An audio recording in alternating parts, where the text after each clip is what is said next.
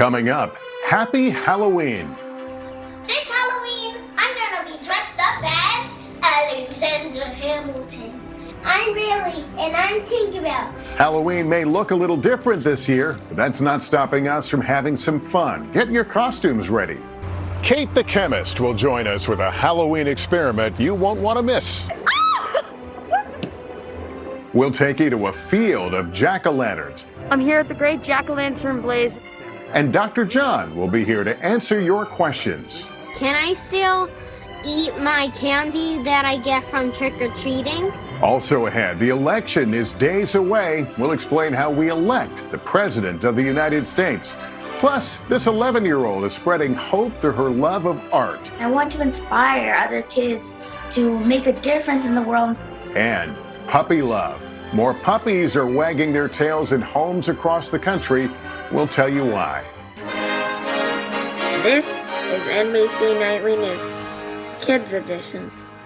Welcome to Nightly News Kids Edition. I'm Lester Holt, and it's really nice to have you join me from my New York City apartment, where, like many of you and your family members, I'm doing my best to stay safe. For those of you who may not know me, my day job is usually spent behind the anchor desk at NBC News every weeknight, bringing the news from around the world to our viewers. And back in the spring, when the pandemic first hit, we thought, well, what if we put together a news show just for kids to help you guys kind of understand what's going on in the world and figure things out? Because we know sometimes the news can be scary and really hard to digest. And so here we are, and we've got some really cool stuff to tell you about.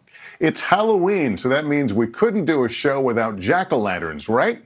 Plus, we're going to hold our own virtual Halloween costume parade. I may get into the act, and we've got some really adorable puppies joining us a bit later on. We also can't wait for you to meet this inspiring 11-year-old girl who's doing something truly remarkable to help other kids.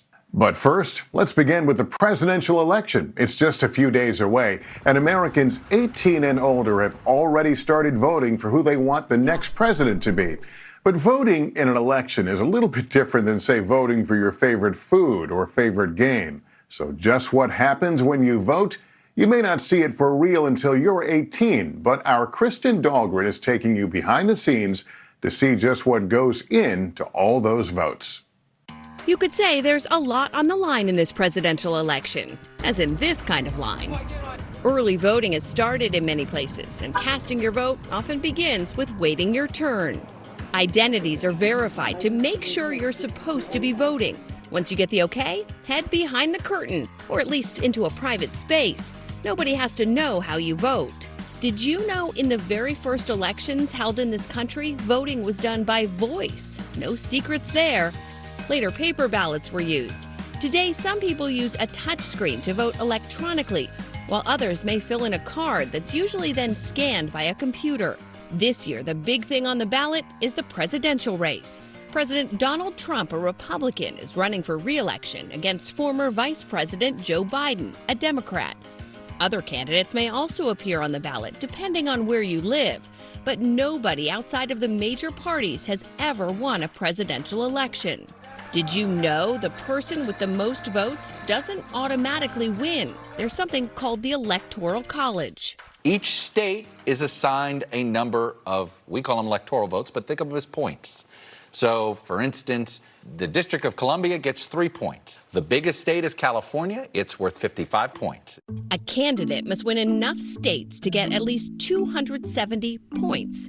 You can follow along on election night, maybe plan a party, or make a chart of who's winning. Usually we find out very late that night who the next president will be. But this year, there could be a delay if it's close, since many people are voting by mail.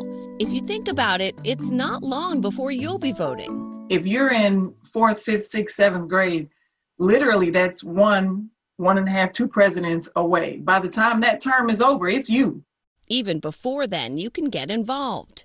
Make sure your grandparents, your mom, your dad, and your aunties go vote so we can have someone to protect us.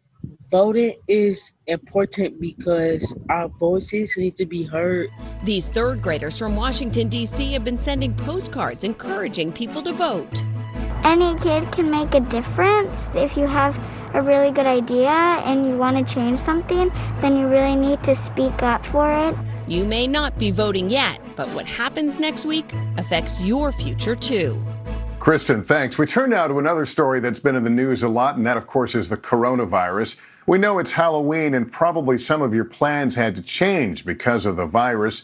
In recent weeks, unfortunately, we've been seeing cases rise in dozens of states, and hospitals have been very busy.